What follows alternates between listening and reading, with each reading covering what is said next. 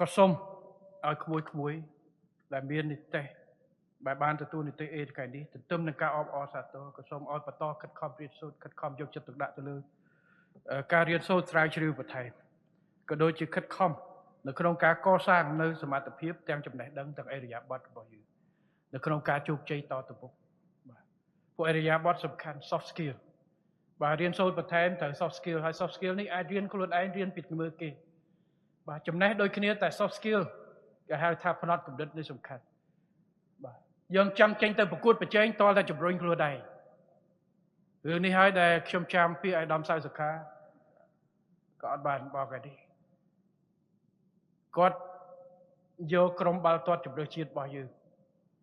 ខ្ញុំថាពុះធ្វើម៉េចបានជម្រើសជាតិរបស់យើងចេញទៅប្រកួតឈ្នះបានបន្ទុកច្រើនពីមុនដូចយើងចាញ់ច្រាបគាត់ថាខ្ពស់រឿងទៅប៉ិតទេបច្ចេកទេសយើងអត់ចាញ់គេទេល្បឿនយើងអត់ចាញ់គេទេប៉ុន្តែអ្វីដែលចាញ់គេយើងផ្នត់គំនិតគ្រាន់តែមិនទាន់បានអីឮតែគេធ្លាប់តែលេខ1ឆ្នាំទៅយើងចាញ់គេបាត់ហើយតែពេលដែលយើងដាក់ផ្នត់គំនិតយើងប្រាប់ថាពីណាក៏ស៊ីផុយដែរគុំជាមួយនឹងការខិតខំប្រឹងប្រែងរបស់យើងជាមួយបច្ចេកទេសរបស់យើងពេលខ្លះមិនបានទៅលេខ1ក៏បានឡើងបានន័យថាយើងហ៊ានលេងឲ្យអស់សមត្ថភាពគឺផ្នត់គំនិតអញ្ចឹងតែខ្មួយចេញទៅធ្វើការចេញទៅប្រកួតប្រជែងតស៊ូរៀនទៀតដាក់ផ្នត់គំនិតជោគជ័យទេបាទផ្នត់គំនិតវិជ្ជមានហើយធ្វើយ៉ាងណាឲ្យខ្លួនខ្លាយទៅជាធនធានរបស់មនុស្សរបស់ជាតិរបស់យើងកុំធ្វើអីដែលពាក់ព័ន្ធទៅដល់ច្បាប់ពាក់ព័ន្ធទៅដល់សង្គម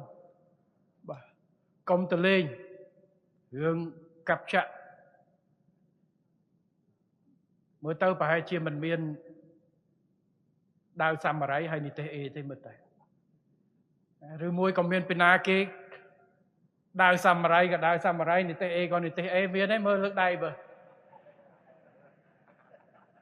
អត់ទេអ